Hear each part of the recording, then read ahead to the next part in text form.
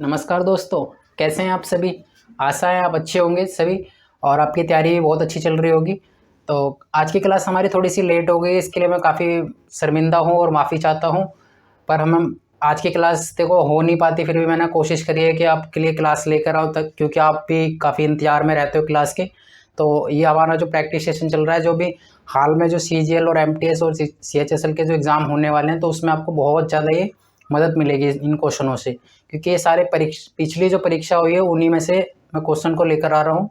जो भी हाल में जैसे SSC GD हुआ, CGL हुआ है, तो ये सारे अभी की जो परीक्षा हुई है उन्हीं में से क्वेश्चन को मैं लेकर आ रहा हूँ। ठीक है, तो आपको काफ़ी लाभदायक रहेंगे क्वेश्चन। तो आइए हम क्लास को स्टार्ट करते हैं। अब क्लास आज की क्लास का जो पहला क्वेश्चन है उसमें कहा गया है कि 5 वस्तुओं का जो क्रय मूल्य है वो 8 वस्तुओं के विक्रय मूल्य के बराबर है। तो इसमें आपको कैसे करना है, देखिए, जब भी हमें 5 वस्तुओं का CP मिले, जैसे कि CP, इसमें CP आपको जो CP क्या है होता है, ये कॉस्ट प्राइस होता है। ठीक है, जो लागत प्राइस है हमारा। और एक होता है विक्रय मूल्य जो कि SP। ये आपको हमेशा याद रखना है, CP किसको कहते हैं, SP किसको कहते हैं। ठीक है, ये हमारा CP हो गया जो कि क्रय मूल्य। ठीक है, इसमें कहा गया है कि 5 वस्तुओं के और 8 वस्तुओं के सेलिंग प्राइस के बराबर है। ठीक है, इसमें आपको कब कैसे करना है, कभी भी देखो इस प्रकार का क्वेश्चन मिले तो आपको जो SP के साथ में जो वैल्यू दी जाए वो CP मान लेना है, और जो CP के साथ में जो वैल्यू दी जाए वो SP मान लेना है। यानी कि 8 वस्तु CP और 5 वस्तु SP के नीचे रख देना, मतलब आपको। ठीक है, जब भी 5 जो कॉस्ट प्राइस के मतलब क्रय मूल्य के साथ में जब 5 वस्तु बोली जाएगी तो वो हमारा SP के साथ रखेंगे, और जो SP के साथ में बोला जाएगा वो हम कॉस्ट प्राइस के साथ में रखेंगे, और ये हमारा मूल्य हो जाएगा, ये सेलिंग प्राइस और ये क्रय मूल्य। तो अब हम देखते हैं इसमें से हम कितने का लॉस माइनस में है, 30। यानी कि 8 की वस्तु को 5 में बेचते हैं, 8 की वस्तु को 5 में बेचते हैं, 8 की वस्तु को 5 में बेचते हैं, कितने का लॉस होता है, 3 का। तो इसमें परसेंटेज कैसे निकालेंगे, 3 को ऊपर रखेंगे, 8 को नीचे रखेंगे। 8 को क्यों नीचे रखेंगे, क्योंकि हमें क्रय मूल्य से ही हमेशा लाभ और हानि देखनी होती है। जब भी हम लाभ और हानि को निकालते हैं ना, तो हम अपनी कॉस्ट प्राइस पे निकालते हैं, लागत प्राइस पे। ये हमारा लागत प्राइस है 8। परसेंटेज में बनाने के लिए 100 से करेंगे मल्टीप्लाई। जब इसको हम काटेंगे तो ये कितने पे जाएगा, 4 से 2 पे चला जाएगा। ये 4 से 25, 25 दिया 75, और 75 से 2 से 75 को काटेंगे तो ये आएगा 37.5। ठीक है, तो इस प्रकार से हमें निकालना है। कभी भी हमें कॉस्ट प्राइस के साथ में जो वस्तु दी जाएगी वो हम SP के साथ में रखेंगे, जो SP के साथ में दी जाएगी वो हम CP के साथ में रखेंगे। तो ये हमारा कॉस्ट प्राइस हो जाएगा, ये सेलिंग प्राइस हो जाएगा। आपको इस कंसेप्ट को याद रखना है बस। ठीक है, आपको बस वैल्यू घुमानी है ऐसे करके, तो आपका क्वेश्चन बहुत ही ईजी और आसान तरीके से आपका आंसर विदिन 2 सेकंड के अंदर आ जाएगा। ठीक है, अब हमारा मैच कर लेते हैं, ऑप्शन जो है C। क्लियर है, आइए नेक्स्ट क्वेश्चन पे चलते हैं। आप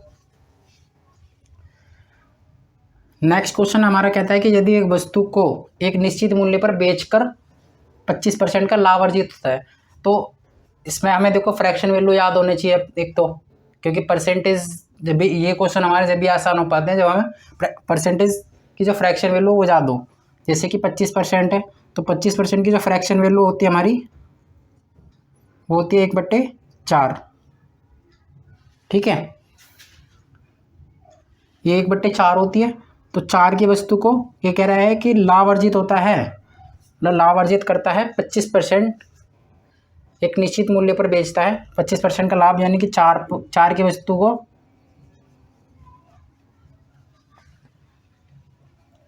ये कह रहा है कि 4 की वस्तु को 5 में बेचता है। यानी कि 4 हमारा हो गया CP, एक ऐड हो जाएगा तो ये हो जाएगा 5। ठीक है, 4 की वस्तु को 5 में बेचता है, 4 की वस्तु को 5 में बेचता है, 4 की वस्तु को 5 में बेचता है।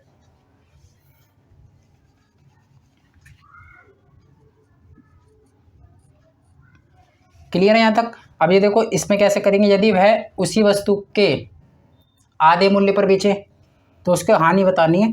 अब हम क्या करेंगे, देखो इसमें परसेंटेज निकालने में हमें थोड़ी सी कठिनाई होगी। अगर इसका हम आधा करेंगे फिर ये हो जाएगा, इसका आधा 2.5 होगा, ठीक है, आधा इसका 2.5 हो गया। अब ये कहता है कि इस पर कितने की हानि है, फिर भाई 4 रुपये का, 4 रुपये की हमारा क्रय मूल्य था, 4 तो हमारा क्रय मूल्य हो गया सीपी। इसमें से अगर हम देखें तो कितने की हानि हो रही है, 1.5 की।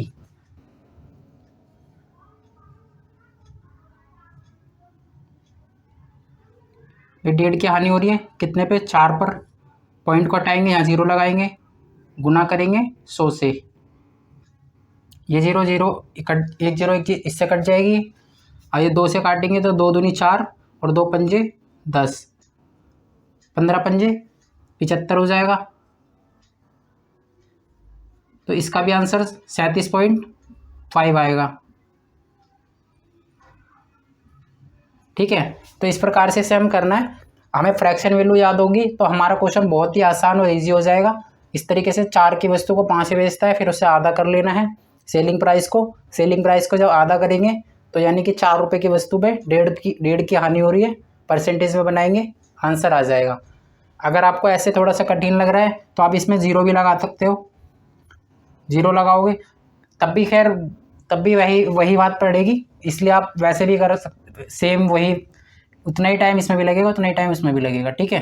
तो आप इसी तरीके से रहने दो क्योंकि वैल्यू कोई ज़्यादा बड़ी नहीं है, ठीक है। आपको बस कंसेप्ट याद रखना है, कभी भी फ्रैक्शन के जो नीचे की जो वैल्यू होती है वो हमारा कॉस्ट प्राइस होता है सीपी, और ये हम इसमें ऐड करते हैं तो ये हमारा एसपी बन जाएगा, ठीक है। आइए नेक्स्ट क्वेश्चन पर चलते हैं। नेक्स्ट क्वेश्चन हमारा है, यदि एक वर्ग का जो विकर्ण 15 सेंटीमीटर है तो उसका वर्ग का क्षेत्रफल बताना है। अब वर्ग का क्षेत्रफल का जो हमारा फॉर्मूला होता है वो होता है विकर्ण, विकर्ण का स्क्वायर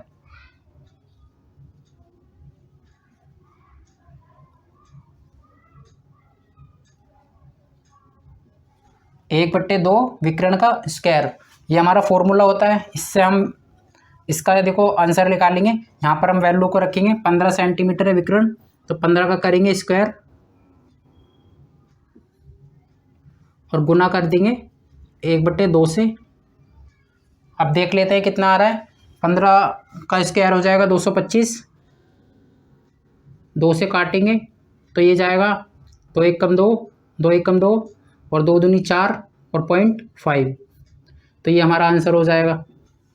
तो इसमें कुछ नहीं करना, मेंशुरेशन में तो आपको पता है कि हमें सारे फॉर्मूले याद होने चाहिए। जब फॉर्मूले याद होंगे तो हमें इजी पड़ेगा, सारे फॉर्मूलों को याद रखिए आप, ठीक है। तो हमारा क्वेश्चन जो बिल्कुल आसान हो जाएगा, फॉर्मूले बेस्ड क्वेश्चन होते हैं सिर्फ ये, इसमें विकर्ण का हम फॉर्मूला लगाएंगे और इस तरीके से इसे सॉल्व करेंगे।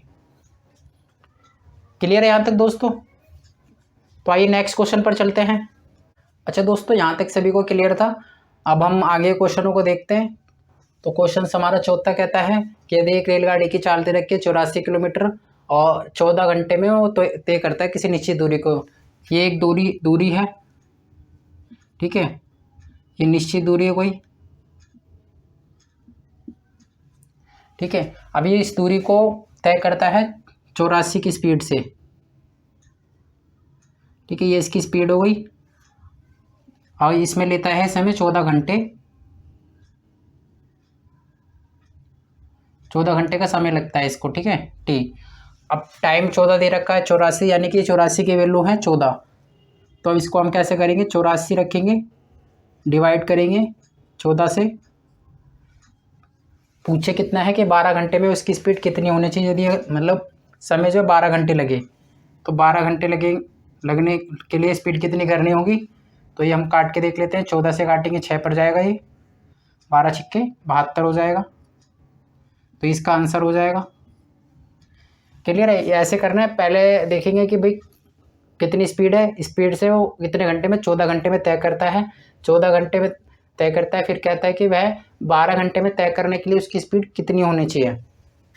तो पहली वाली स्पीड को रखेंगे ऊपर, पहले वाले टाइम को रखेंगे नीचे, मल्टीप्लाई करेंगे बाद में वाले टाइम से जितने के वो जिस टाइम के वो पूछ रहा है, इसमें कभी कभी इस प्रकार से ही पूछ लेता है कि उसने 84, जैसे कि उसको पहले समय लग रहा, पहले स्पीड जो थी 84 थी, अब इसने कितने कम करी है, कितने कम करी है यहाँ से, तो 4 और 8 12, 12 कम करिए ना। तो ये पूछ लेता है कि कितने परसेंट से उसे कम करनी होती है, कि मतलब उसे कितने परसेंट से स्पीड को कम करना पड़ेगा यदि उसको 12 घंटे लगे।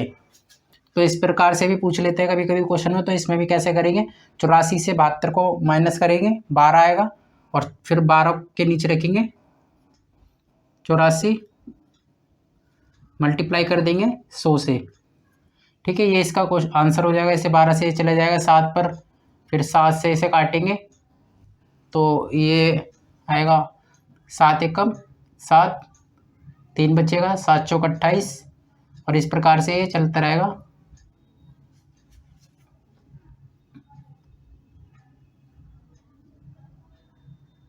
ठीक है, ये इसका आंसर हो जाएगा अगर परसेंटेज में पूछता तो। यदि अगर ये पूछता कि स्पीड में उसे कितनी परसेंट की कमी करनी चाहिए, यदि वो पहले 14 घंटे ले रहा है फिर वो 12 घंटे लेता है, तो पहले हम पहले की स्पीड को निकालेंगे, मतलब पहले की स्पीड तो दे रखी है, बाद में की जो कम करने की जो स्पीड है वो निकालेंगे, फिर उससे माइनस करेंगे, फिर इसका परसेंटेज निकालेंगे। ठीक है, दोनों चीज़ मैंने आपको बता दी, क्वेश्चन दोनों तरीके से पूछ लेता है कभी कभी। क्लियर है यहाँ तक? आइए नेक्स्ट क्वेश्चन पर चलते हैं। नेक्स्ट क्वेश्चन है, 35,000 रुपये की एक धनराशि है, वह चक्रवर्ती ब्याज पर दी जाती है, निवेश कर रहे हैं चक्रवर्ती ब्याज। ठीक है, चक्रवर्ती ब्याज में कैसे करेंगे, देखो हम, अब इसमें 20% दिया हुआ है इसका interest of rate of interest. अब 2 वर्ष का चक्रवर्ती ब्याज है, तो 2 वर्ष के लिए हम कैसे करेंगे, पहले तो हमें 20% की फ्रैक्शन वैल्यू याद होनी चाहिए। 20% की जो फ्रैक्शन वैल्यू होती है 1/5। ठीक है, तो 5 से 6 हो जाती है। ठीक है, 5 से 6 हो गई, और ये 2 वर्ष में होती है, तो यानी कि एक वर्ष, ये पहली वर्ष में 5 से 6 और दूसरे वर्ष में 5 से 6 कर देंगे, फिर दूसरे वर्ष में 5 से 6 कर देंगे। तो इसमें हम इसको दोनों को मल्टीप्लाई करेंगे 36, और ये हो जाएगा 25। यहाँ देख लेते हैं, तो इस प्रकार से करेंगे, दोनों 2 वर्ष का निकालेंगे ना, 5, एक वर्ष में 5 से 6 हो जाती है, दूसरे वर्ष में 5 से 6 हो जाती है, फिर इसको 25 और ये 36। अब 25 की वैल्यू है हमारे आंसर में, मतलब हमारे क्वेश्चन में 35,000।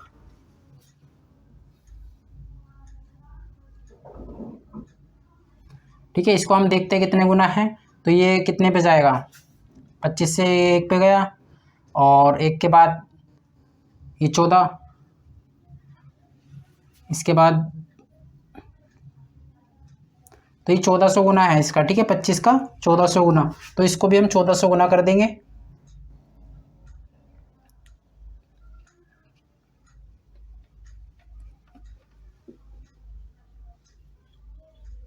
इसकी मल्टीप्लाई करेंगे 14 से, 14 छिक्के हो जाएगा 84, और 14 तिया 42 होता है, तो 42 में 8 को जोड़ेंगे तो ये हो जाएगा 50। तो ये हमारा आंसर हो जाएगा। ठीक है, तो इस प्रकार से इसे हम करेंगे, पहले 5 से 6, फिर 5 से 6। ठीक है, उसका स्क्वायर कर लेंगे, मतलब मल्टीप्लाई करेंगे, जितने टाइम में दिया हो जाएगा, फिर उसको मल्टीप्लाई करके ये हमारे 25 की वैल्यू हमारी धनराशि हो गई। ये हमारी धनराशि है, ये हमारा इंटरेस्ट है। अगर कहता है कि कितनी ब्याज आ रही है, तो हम देख लेते हैं 36 में से 25 को माइनस करते हैं 11, तो फिर हम 11 को 14 से गुना करते। ठीक है, 1400 से गुना करते, ये हमारा इंटरेस्ट ब्याज आ जाता। 14 एकम 14। ठीक है, ये हमारा इंटरेस्ट आ जाता एक, ओके, 15,400। क्लियर है यहाँ तक? आइए नेक्स्ट क्वेश्चन पर चलते हैं फिर। अच्छा दोस्तों, आगे क्वेश्चनों को देखते हैं इनको। ठीक है, यहाँ तक सभी को क्लियर था? आइए स्टार्ट करते हैं। क्वेश्चन हमारा 6 है, इसमें कहा गया है कि ए और बी तथा सी द्वारा जो रन है वो 1800 हैं, तो ए तथा बी द्वारा बनाए गए रनों का अनुपात दे रखा है 5 और 7, और बी और सी का दे रखा है 3 और 2। ये ए है और ये बी है, ये सी है। ठीक है, अब इसे हम कैसे करेंगे, जैसे मैंने आपको अनुपात के चैप्टर में ही बताया था।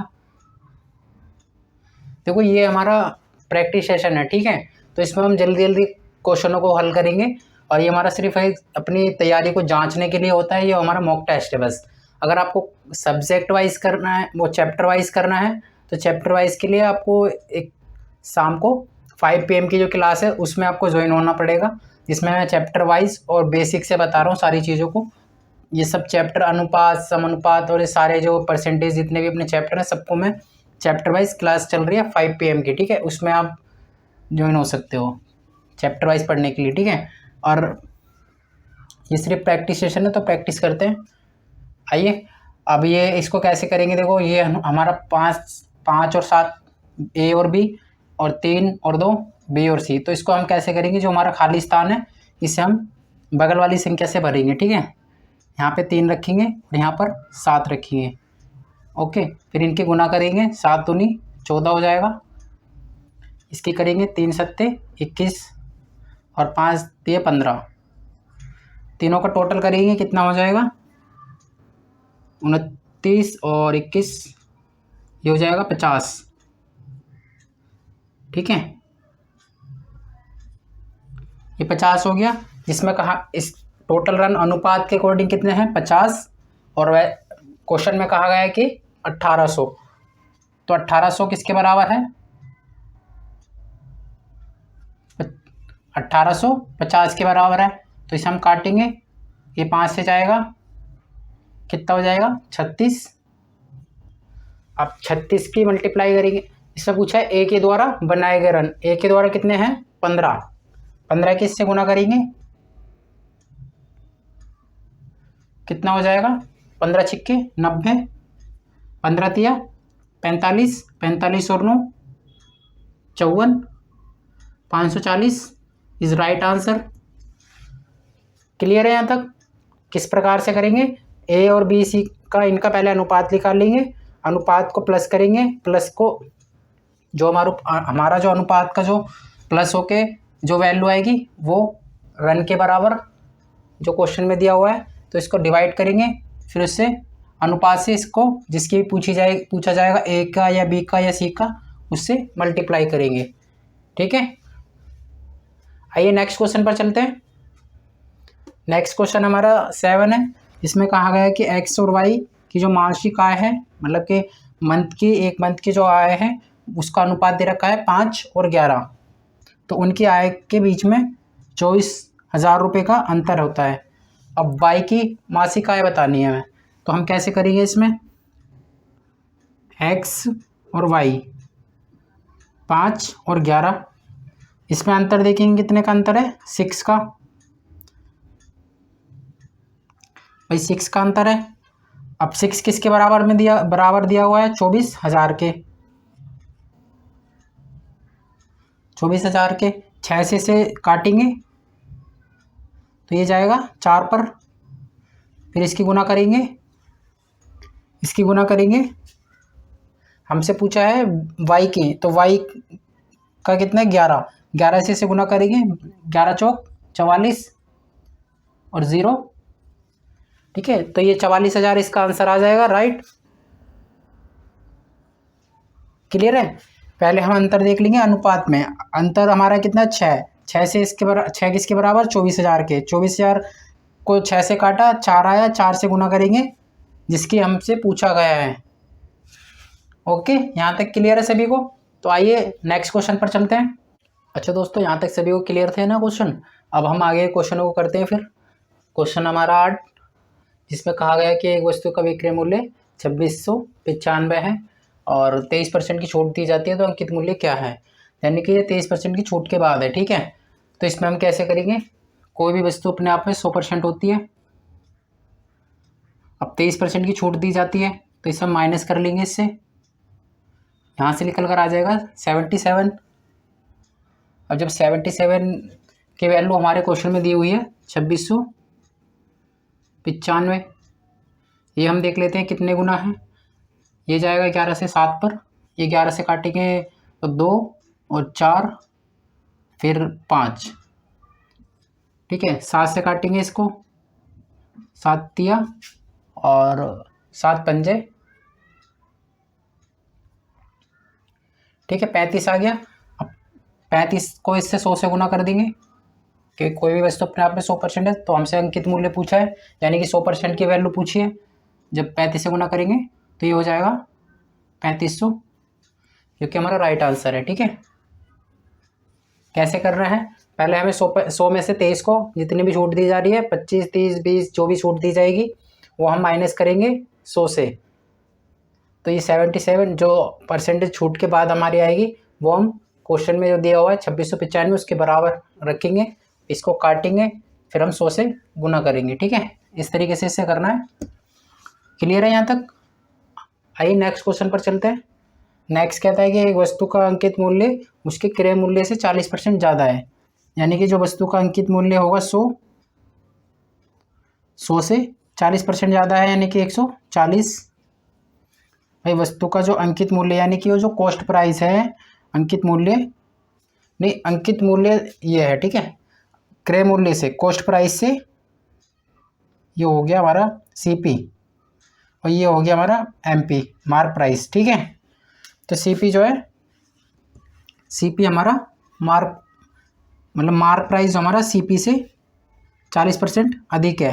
फिर कहता है कि 45% की छूट दी जाती है। 45% की जो छूट तो मार्क प्राइस पे देंगे, 45% की छूट देंगे, यानी कि अब 45% को कैसे करेंगे कि 100 में से माइनस 45 कितना आ जाएगा 55। ठीक है, यानी कि हमें जो मार्क प्राइस के जो लिखा हुआ है उस पर हम 55% में बेचेंगे, तो रखेंगे 55 गुना में डिवाइड में 100 और गुना में 140, क्योंकि 140 का ही तो 55% बताना है। यहाँ से हम देख लेते हैं, ये 0 से 0 गया, ये 7 पर गया, 2 से ये 5 पे, 5 से काटेंगे ये 11 हो जाएगा और 11 सत्ते 77। तो ये हमारा सीपी से कितना कम है 100 से 23, मतलब 77 है, 23 कम है। भाई यहाँ से जो हमारा कितने का अंतर आ रहा है 23 का 23, जो कि हमारा राइट आंसर हो जाएगा।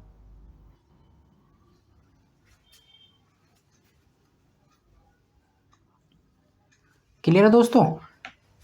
ठीक है, ऐसे करेंगे, पहले हम सीपी और एसपी का रेशो लेंगे और सीपी हमारा 100, तो कहता है मार्क प्राइस जो हमारा कॉस्ट प्राइस से 40% अधिक है, इसको हम 45% की छूट पे दे रहे हैं। 45 की छूट यानी कि 55 में बेच रहे हैं। 55 का आंसर, 55 का जो हम परसेंटेज निकालेंगे तो वो आया 77। 77 कॉस्ट प्राइस से कितना कम है 23 कम है। ठीक है, क्लियर है यहाँ तक? आइए नेक्स्ट क्वेश्चन पर चलते हैं। अच्छा दोस्तों, यहाँ तक सभी को क्लियर थे क्वेश्चन? अब हम आगे कुछ क्वेश्चनों को देखते हैं। आगे क्वेश्चन है हमारा 10, इसमें कहा गया है कि ए और बी का अनुपात दे रखा है 4, 5 और ए और सी का अनुपात दे रखा है 2 और 3। तो हम इसमें कैसे करेंगे कि जैसे कि 4 है और 5 है और वहाँ दे रखा है ए और सी 2 और 3। ठीक है, ये ए है, ये बी है और ये सी है। अब इसमें क्या करेंगे कि देखो ऊपर तो ए दे रखा है 4 और नीचे दे रखा है 2, तो हम इसे बराबर करेंगे। ठीक है, कैसे करेंगे 2 से मल्टीप्लाई करेंगे, इसमें 2 से मल्टीप्लाई करेंगे तो ये हमारा हो जाएगा 4, ये कितना हो जाएगा 6,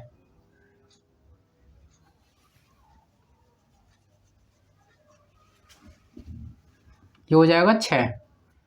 ठीक है, अब हमारा जो अनुपात हो गया ए और बी सी का 4 और 5 और 6। ठीक है, ये ए हो गया, ये बी, डी, सी। अब कह रहा है कि ए प्लस में बी और बी प्लस में सी, तो ए बी को ऐड करेंगे तो ये 9 हो जाएगा, बी और सी को ऐड करेंगे तो ये 11 हो जाएगा। तो हमारा आंसर हो जाएगा ए अनुपात 11। ठीक है, क्लियर है यहाँ तक? पहले हम संख्या को बराबर करेंगे। भाई ए का अनुपात पहले दे रखा 4, फिर कह रहा है कि 2, तो इसको बराबर करेंगे फिर 2 को सारे सबसे मल्टीप्लाई कर देंगे जो नीचे है, जो नीचे दे रखी संख्या 6 3 था, 3 से मल्टीप्लाई करा 6 हो गया। इस प्रकार से ए बी सी का अनुपात आ जाएगा। ठीक है, क्लियर है दोस्तों यहाँ तक? आइए नेक्स्ट क्वेश्चन पर चलते हैं। अब क्वेश्चन हमारा 11 कहता है कि 22 संख्याओं का औसत दे रखा है 19, यानी कि 22 मल्टीप्लाई 19। फिर कहता है कि दो संख्या 23 और 11 को बाहर निकाल दिया जाता है या हटा दिया जाता है, तो जो शेष संख्या उसका औसत क्या रहेगा। भाई इसको हम गुना करके देख लेते हैं। 19 दूनी 38, फिर 19 दूनी 38, तो ये हो जाएगा 418। 418 में से 23 और 11 को माइनस करेंगे, ये कितना हो जाएगा, 44 हो जाएगा। ये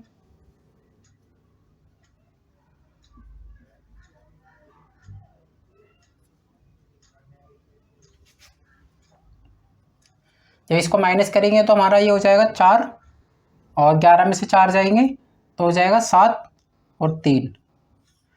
अब इसको हम काटेंगे कितनी संख्या से, 2 संख्या चली गई हमारी, बची 20। 2 से काटेंगे तो ये हो जाएगा 2 2 1 कम 2, और यहाँ पे 1 आ जाएगा तो 2 8 16, 2 7 14 और 0 बचा था। भाई 2 से हमने काट दिया, 20 था ना ये, तो 20 से काटेंगे, 2 से तो ये कट ही गया, 0 बचा, 0 की जगह पॉइंट लगा देंगे, यानी कि 18.7 इसका आंसर हो जाएगा। ठीक है, क्लियर है दोस्तों यहाँ तक? पहले हम औसत की संख्या से मल्टीप्लाई करेंगे,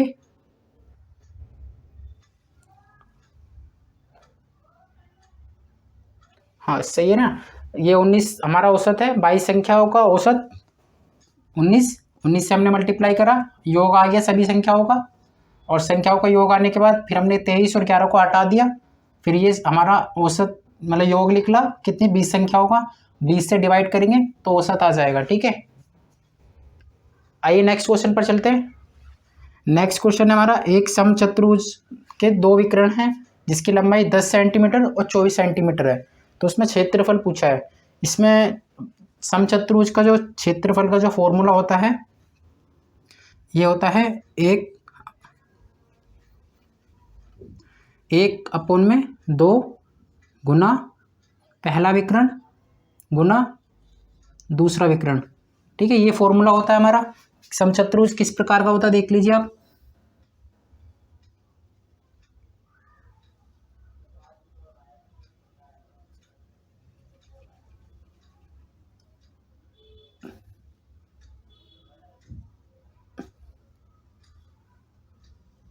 कुछ इस प्रकार का होता है, ये हमारा D1 हो गया और ये D2 हो गया। ठीक है, ये सभी ये होते हैं। ठीक है, ये R होगी हमारी। इस प्रकार का समचतुर्भुज होता है।